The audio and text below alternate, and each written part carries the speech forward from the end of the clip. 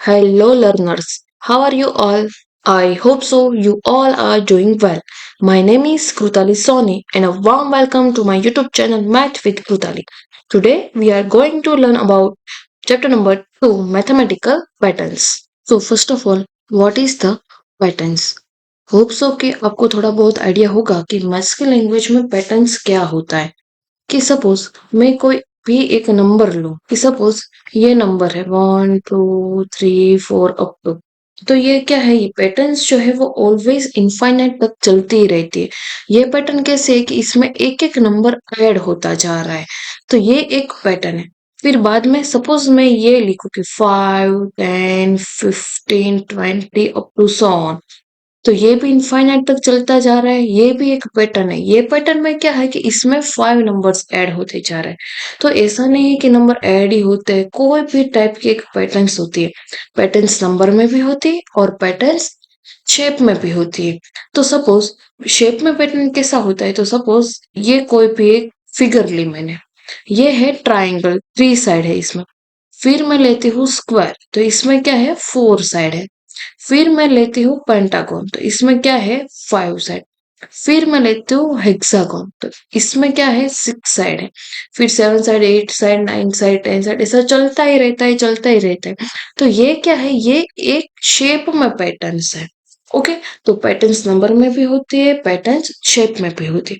अब ऐसी आपको कोई भी पैटर्न दी हो अब मैं बोलूं कि ये पैटर्न में मुझे 10th टर्म फाइंड आउट करनी है तो मैं कैसे फाइंड आउट करूंगी।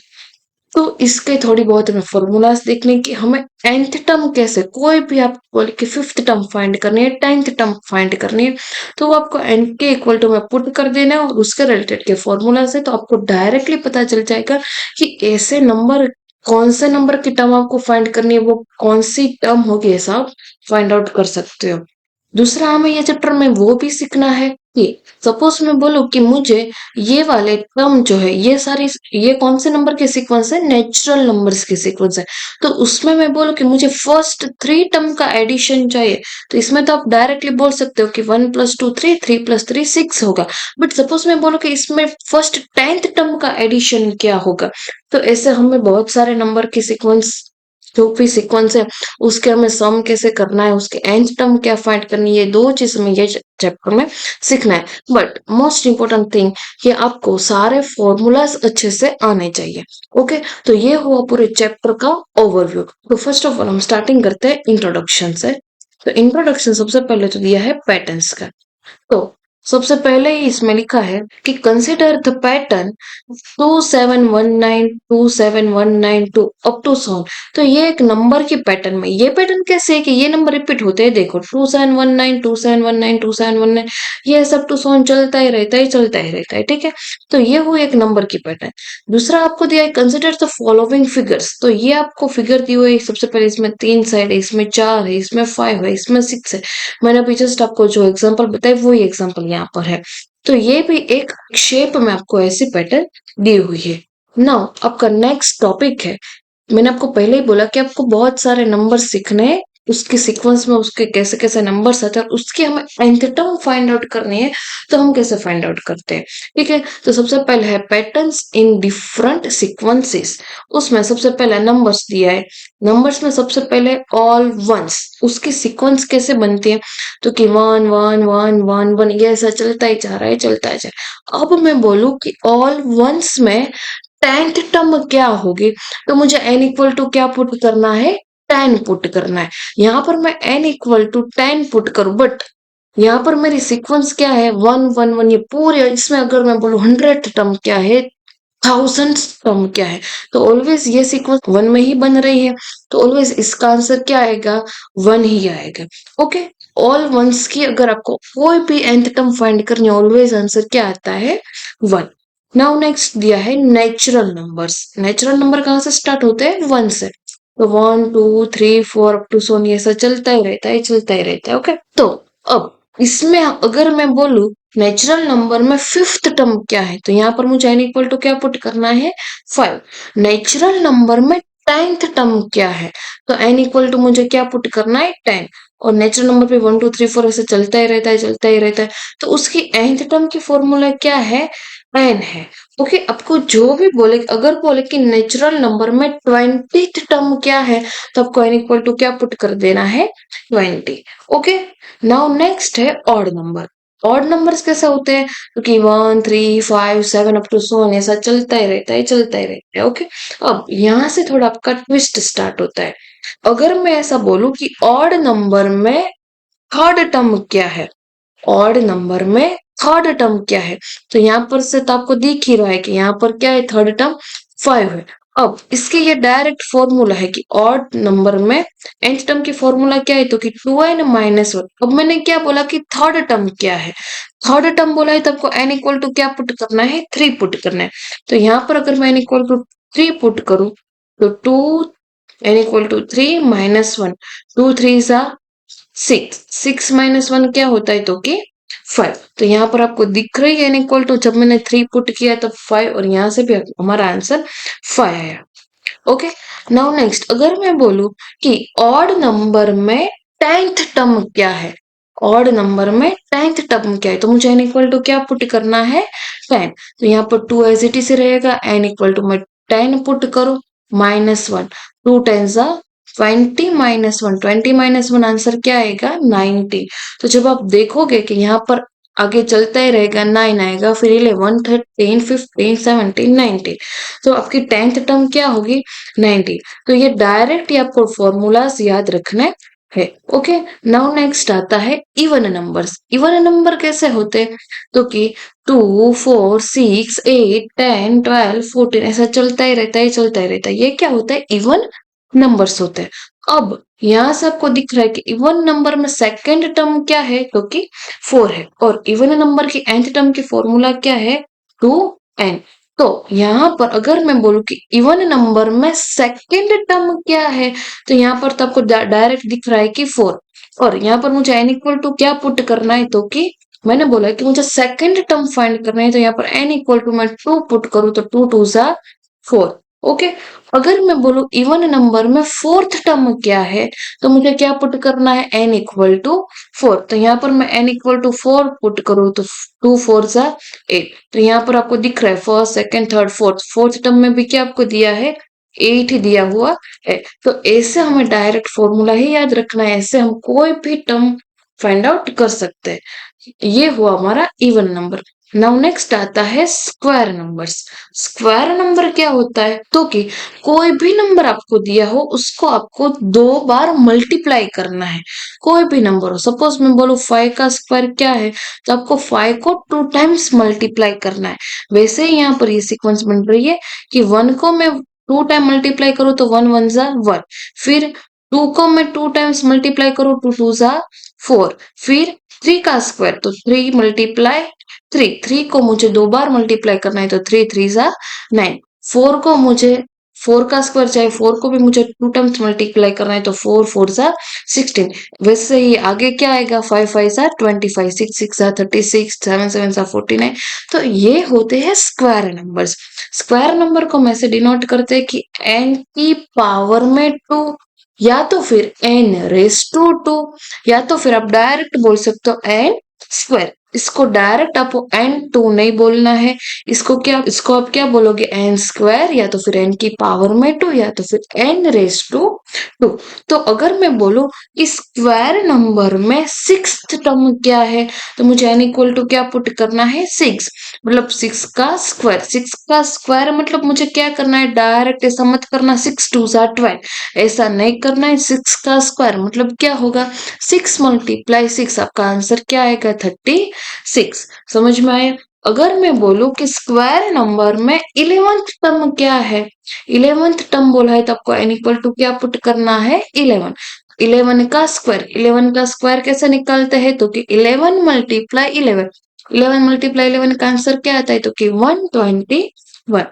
ऐसे हम फाइंड आउट कर सकते हैं स्क्वायर नंबर्स। तो स्क्वायर नंबर्स के n टर्म की फॉर्मूला क्या है, n स्क्वायर। वैसे ही होते हैं क्यूब नंबर्स। अब क्यूब नंबर कैसे होते हैं, तो कि आपको स्क्वायर में क्या था कि 2 टाइम मल्टीप्लाई करना है, क्यूब में क्या है, 3 टाइम्स मल्टीप्लाई करना है। अब ये नंबर्स कैसे आए, तो कि यहाँ पर 1 का क्यूब, तो 1 मल्टीप्लाई 1 मल्टीप्लाई 1, तो यहाँ पर 1 आया, फिर 2 का क्यूब तो 2 तो 2 2 जा 4 4 2 जा 8। फिर हम बोले कि 3 का क्यूब तो 3 का क्यूब कैसे निकालते 3 मल्टीप्लाई 3 मल्टीप्लाई 3 3 3 जा 9 9 3 जा 27। फिर 4 का क्यूब मतलब 4 मल्टीप्लाई 4 मल्टीप्लाई 4 4 4 जा 16 16 4 जा 24। तो वैसे ही क्यूब का मतलब होता है कि आपको कोई भी नंबर का क्यूब फाइंड आउट करना हो तो उसको 3 टाइम मल्टीप्लाई ओके। तो उसकी nth टर्म की फॉर्मूला क्या है तो कि n क्यूब या तो फिर आप बोल सकते हो n की पावर में 3 या तो फिर n रेज टू 3।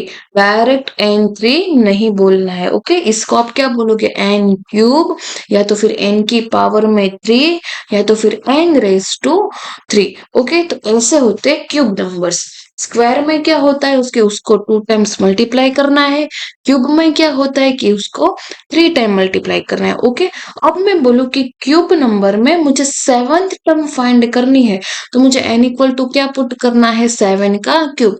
डायरेक्ट 7 3 सा नहीं करना है कि 7 मल्टीप्लाई 3 21 नो 7 का क्यूब है 7 की पावर में 3 इसलिए हमें क्या करना है कि 7 को 3 टाइम मल्टीप्लाई करना है। 7 7 सा 49 और 49 7 सा करो तो आपका आंसर आएगा 343। अगर आपको ये डायरेक्ट नहीं आता है तो आप ऐसे मल्टीप्लिकेशन करके कर सकते हो ओके।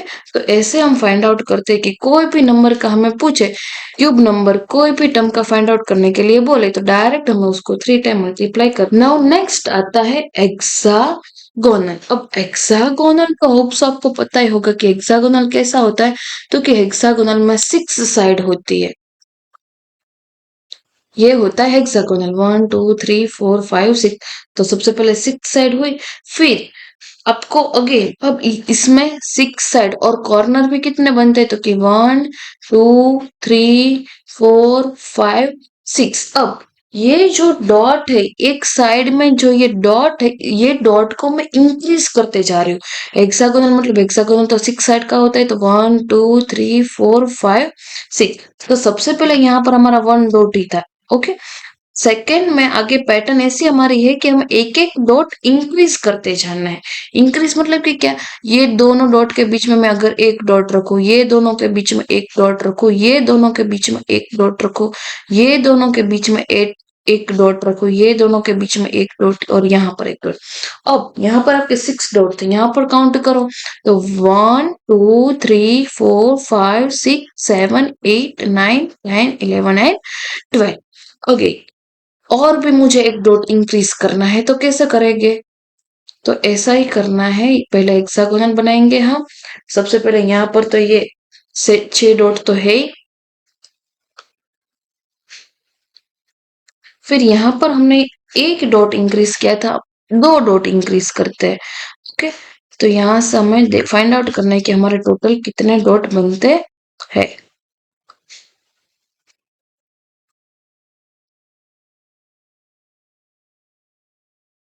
तो यहाँ से हम काउंट करते हैं 1 2 3 4 5 6 7 8 9 10 11 12 13 14 15 16 17 एंड 18। यहाँ पर हमारे कितने बने 18। फिर ऐसे आपको हेक्सागोनल बढ़ाते ही जाना। यहाँ पर पहले आपने 2 डॉट किए फिर 3 डॉट 4 डॉट 5 डॉट 6 ऐसा ही चलता ही रहेगा चलता ही रहेगा। तो यहाँ पर हमारी क्या बनेगी सीक्वेंस तो कि 6 12 18 24। तो होप्स आपको समझ में आया होगा। तो ये क्या बन रहा है आपकी कौन सी सीक्वेंस बन रही है 6 का टेबल बन रहा है मतलब 6 एन।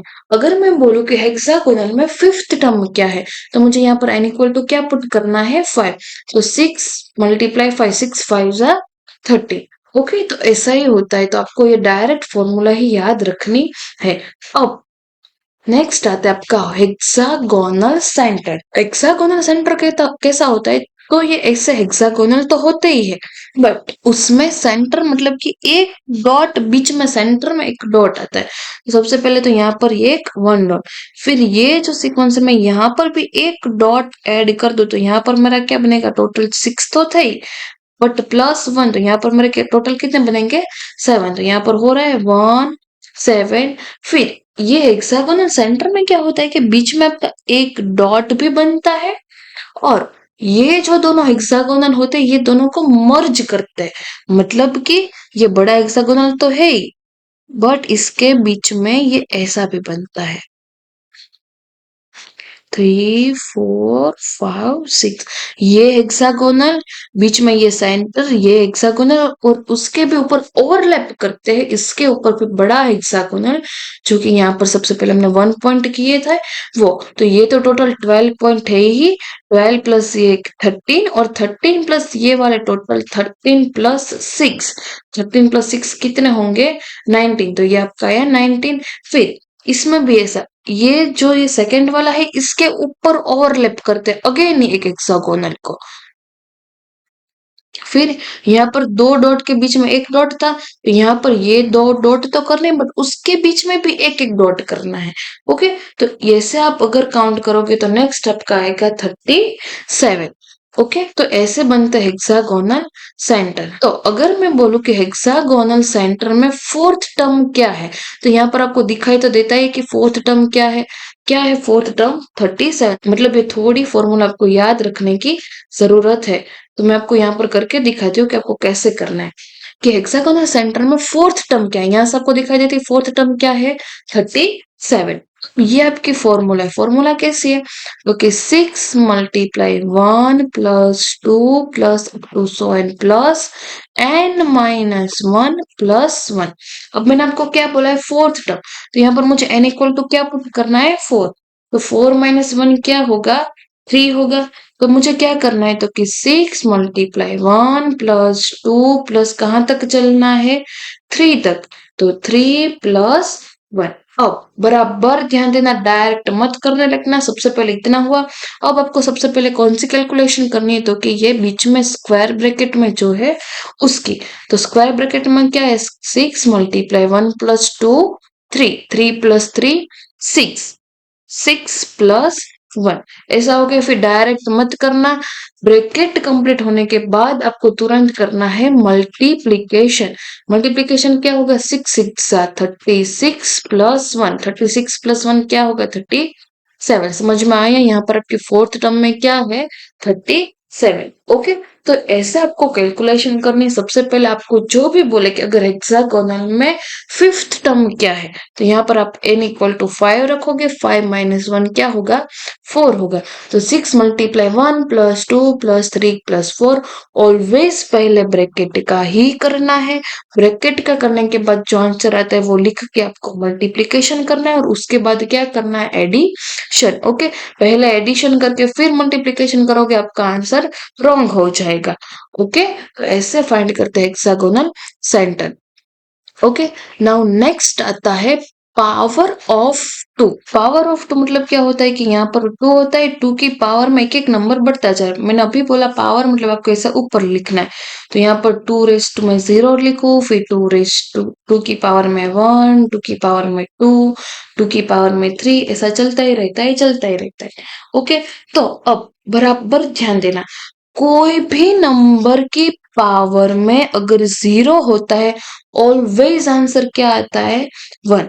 ऐसा नहीं कि 2। अगर मैं बोलूं कि 5 रेस टू 0 ऑलवेज आंसर 1 आएगा। अगर मैं बोलूं 10 रेस टू 0 ऑलवेज आंसर 1। कोई भी नंबर दिया हो अगर उसकी पावर में 0 आता है ऑलवेज आंसर क्या आता है 1। फिर ये पावर का मीनिंग ऐसा होता है कि ये नंबर को उस इतने टाइम मल्टीप्लाई करना है। तो यहाँ पर 2 को कितने टाइम मल्टीप्लाई करना है 1 टाइम। तो यहाँ पर आंसर क्या बचेगा आपका 2 ही। फिर यहाँ पर क्या है 2 की पावर में 2 है तो आपको 2 को 2 बार मल्टीप्लाई करना है, मतलब 2 2 जा 4। फिर यहाँ पर क्या है 2 की पावर में 3 है, तो क्या है कि 2 को आपको 3 टाइम मल्टीप्लाई करना है। तो 2 मल्टीप्लाई 2 मल्टीप्लाई 2, तो इसका क्या होगा 2 मल्टीप्लाई 2 4, 4 2 जा 8। ऐसा ही चलता ही रहता है, चलता ही रहता है। तो देखो यहाँ पर मैंने सीक्वेंस में लिखे, तो ये सीक्वेंस आपकी ऐसे आती है कि 2 की पावर में एक एक नंबर बढ़ता जा रहा है। ऊपर जो नंबर बढ़ता जा रहा है उसका मीनिंग वो होता है कि आपको उसको उतने टाइम मल्टीप्लाई करना है।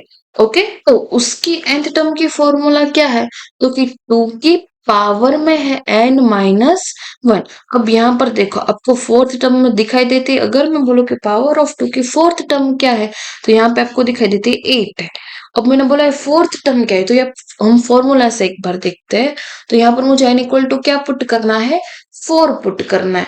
तो यहाँ पर अगर मैं पुट करूँ तो 2 की पावर में क्या लिखना है, 4 - 1, तो 4 - 1 क्या होगा, 3। तो 2 की पावर में 3 का मतलब क्या होता है कि 2 को मुझे 3 टाइम मल्टीप्लाई करना है।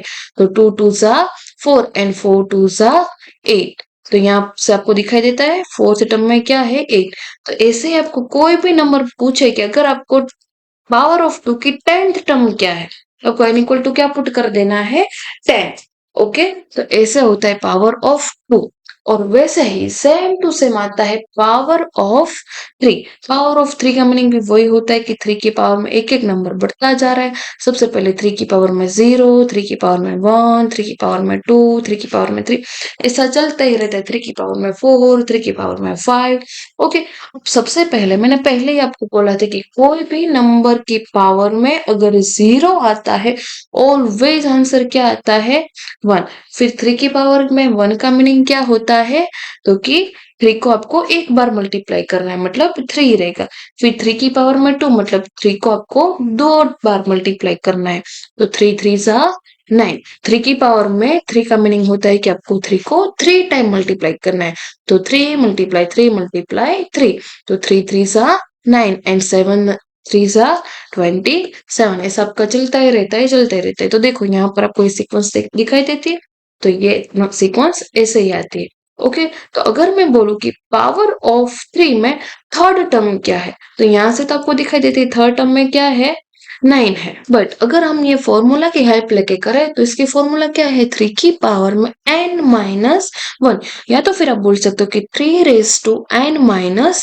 अब मैंने आपको क्या बोला कि आपको थर्ड टर्म फाइंड करनी है, तो n इक्वल टू क्या पुट करोगे, 3। तो यहाँ पर मैं n इक्वल टू 3 पुट करूँ, तो 3 - 1 क्या होता है, 2। 3 की पावर में 2 का मतलब क्या होता है कि 3 को आपको 2 टाइम मल्टीप्लाई करना है, मतलब 3 3 जा 9। यहाँ से आपको दिखाई देता है थर्ड टर्म में क्या है, 9। ओके, तो ये हुआ आपका पावर ऑफ 3। नाउ नेक्स्ट आता है फिबोनाची और विरहनिका नंबर्स। फिबोनाची और विरहनिका नंबर्स क्या होता है, मोस्टली आपकी बुक में विरहनिका नंबर से यूज हुआ है, बट उसको दूसरा नाम है फिबोनाची सीरीज। तो विरहनिका नंबर्स क्या होता है कि सबसे पहले ये 1 है, फिर ये 1 को सेकेंड टर्म में भी 1 ही है, फिर ये 2 कैसे है, तो ये आपको ये नंबर, ये दोनों नंबर को ऐड करना है। तो 1 + 1 क्या बनेगा, 2। फिर अगेन 1 + 2 क्या बनेगा, 3। फिर अगेन 2 + 3 क्या बनेगा, 5। फिर अगेन 3 + 5 क्या बनेगा, 8। फिर अगेन 5 + 8 क्या बनेगा, 30। फिर 8 + 13 21। ये ऐसे चलता ही रहता है, चलता ही रहता है, चलता ही रहता है। अब इसकी nth टर्म के डायरेक्ट फॉर्मूलाज नहीं है, बट आपको याद रहे इसलिए मैंने डायरेक्ट यहाँ पर लिख दिया कि ऐड नंबर्स, कि आपको आगे के नंबर को ऐड करते जाना है। सबसे पहले तो 1, अगेन 1, 1 + 1 2, 2 + 1 3, 2 + 3 5, 3 + 5 8, 5 + 8 13। ऐसे ये चलता ही रहता है, चलता ही रहता है। ओके, तो इसकी डायरेक्ट nth टर्म की कोई फॉर्मूला नहीं है, आपको इसमें नंबर को ऐड करते जाना है। ओके, नाउ नेक्स्ट आता है ट्रायंगुलर। ट्रायंगुलर मतलब कि क्या होता है कि कुछ आपको ट्रायंगल में बनाना है। अब सबसे पहले मैं एक ही डॉट लेती हूँ, फिर मुझे ट्रायंगल बनाना है, ठीक है। यहाँ पर मैंने बेस में एक डॉट लिया, फिर मैं 2 डॉट लेती हूँ, नीचे मैंने 2 डॉट लिए, फिर ट्रायंगुलर बोला है तो मुझे ट्रायंगल में सेट करना है। तो 1 2 3। ओके, यहाँ पर पहले 1 फिर 3, फिर मैं नीचे 3 डॉट लेती हूँ, तो 1 2 एंड 3। अब मुझे ट्रायंगल में बनाना है, तो पहले 3, फिर यहाँ पर ये दोनों के बीच में एक करो, ये दोनों के बीच में एक, फिर अगेन ये दोनों के बीच में करो। तो क्या ये मेरा ट्रायंगल बन गया। पहले मैंने 2 डॉट लिए, फिर मैंने 3 डॉट लिए। अब कितने डॉट बने, तो कि 1 2 3 4 5 6। फिर यहाँ पर 3 डॉट थे, अब मैं 4 डॉट लेती हूँ, तो 1 2 3 4। फिर 1, ये दोनों के बीच में एक, ये दोनों के बीच में और ये दोनों के बीच में। अगेन यहाँ पर, यहाँ पर और यहाँ पर। देखो मेरा बन गया ट्राइंगल। कितने डॉट है टोटल, 1 2 3 4 5 6 7 8 9 एंड 10। ये ऐसे चलता ही रहता है, चलता ही रहता है। ओके, फिर 5 डॉट लेंगे और हम बनाएंगे, फिर 6 डॉट, फिर 7 डॉट, फिर 8 डॉट। वैसे ये चलता ही रहेगा, चलता ही रहेगा। ओके, तो इसकी एंड टर्म फाइंड करनी हो तो ऐसा है कि sum of first and natural number. कि जब आप अगर आपको मैं बोलूं कि ट्रायंगुलर नंबर्स में थर्ड टर्म क्या है, तो आपको क्या करना है कि sum of first n natural number, मतलब आपको फर्स्ट थ्री नेचुरल नंबर्स, तो 1 + 2 + 3, तो 1 + 2 3, 3 + 3 6। अगर मैं बोलूँ कि ट्रायंगुलर नंबर में फोर्थ टर्म क्या है, तो यहाँ से आपको दिखाई देता है फोर्थ टर्म मतलब 10। तो sum of first four natural number, तो नेचुरल नंबर 1 से स्टार्ट होता है, तो 1 + 2 + 3 + 4, तो 1 + 2 3, 3 + 3 6, 6 + 4 10। तो ये तो आप इजी फोर्थ टर्म हो, फिफ्थ टर्म हो, तब तक ठीक है। बट अगर मैं बोलूं कि ट्रायंगुलर नंबर में टेंथ टर्म क्या है, तो क्या 1 + 2 + 3 + 4 ऑफ टू सो ऑन 10 तक क्या आप एडिशन करने के लिए बैठोगे? नहीं, उसके लिए एक फॉर्मूला है जो कि आपको याद रखनी है। तो यहाँ पर मैंने आपको नोट करके दे दी है वो फॉर्मूला। फॉर्मूला क्या है कि sum of first n natural numbers. तो उसकी फॉर्मूला क्या है, तो कि 1/2 मल्टीप्लाई एन प्लस 1। अब सपोज मैं बोलूं कि ट्रायंगुलर नंबर में फर्स्ट फाइव टर्म का एडिशन क्या होगा, तो आपको क्या करना है कि sum of first five natural number, तो 1/2 का आपको एज इट इज रखना है, मल्टीप्लाई यहाँ पर 5, मल्टीप्लाई 5 + 1 6। होप सो आपको कैंसिल करना आता ही होगा, 2 1 सा 2 और 2 3 सा 6, तो 5 × 3 आंसर क्या आएगा 50। तो ऐसे आपको डायरेक्ट फॉर्मूला में नंबर पुट करके कैंसिल करके आंसर आएगा। यहाँ पर मैंने आपको n = 2 का करके दिखाया है, तो n = 2 का कैसे बनता है, तो 1/2 को एज इट इज रखा, n = 2 पुट किया, एंड 2 + 1 आंसर क्या बनेगा 3। फिर ये 2 ऊपर नीचे कैंसिल हो जाएगा, आपका आंसर में क्या बचा 3। तो ऐसा हम इजीली फाइंड आउट कर सकते हैं ट्रायंगुलर नंबर्स में और sum of first and natural numbers में। तो स्टूडेंट्स ये चैप्टर इजी है, कोई भी नंबर का आपको nth टर्म फाइंड करने के लिए बोले तो यहाँ पर आगे जो मैंने फॉर्मूलाज लिखे हैं वो आपको फॉर्मूलाज कंपलसरी लर्न करना ही पड़ेगा। सपोज फॉर एग्जांपल आपको क्वेश्चंस पूछे कि what is the fifth term of square numbers, तो आपको डायरेक्ट स्क्वायर नंबर के nth टर्म की फॉर्मूला क्या है, तो कि n स्क्वायर। तो मैंने पूछा है कि फिफ्थ टर्म आपको n = 5 पुट करना है, 5 का स्क्वायर मतलब 25। तो ऐसा आप इजिली कर सकते हो, बट उसके लिए आपको फॉर्मूला आना जरूरी है। सो स्टूडेंट्स वीडियो में लास्ट तक बने रहने के लिए थैंक यू सो मच। अगर आपको मेरा ये वीडियो पसंद आता है तो वीडियो को लाइक करो, शेयर करो, चैनल को जरूर जरूर सब्सक्राइब करो। आपके लिए मैं ऐसे नए नए जरूर वीडियोस लाते रहूंगी। सो लाइक करो, शेयर करो और चैनल को जरूर सब्सक्राइब करो। So thank you so much students and bye bye.